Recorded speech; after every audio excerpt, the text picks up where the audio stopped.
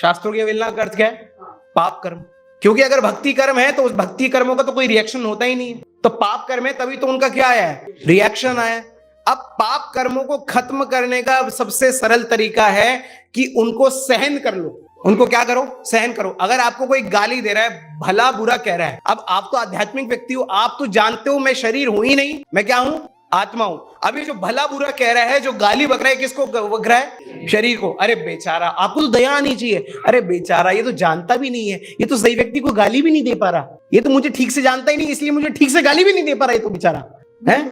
लेकिन हम क्या करते हैं? अपने आप को आइडेंटिफाई शरीर करते हैं, तो इसलिए हमें क्या लगता है? बुरा लगता है। हाँ, इसने मुझे ही बोला है। फिर शारीरिक स्तर पे आ गए। जैसे ही शारीरिक स्तर पे आए, अब फिर से क्या कर दिया? क्योंकि शरीर स्तर पे आते ही व्यक्ति क्या करता है? पाप कर्म करता है।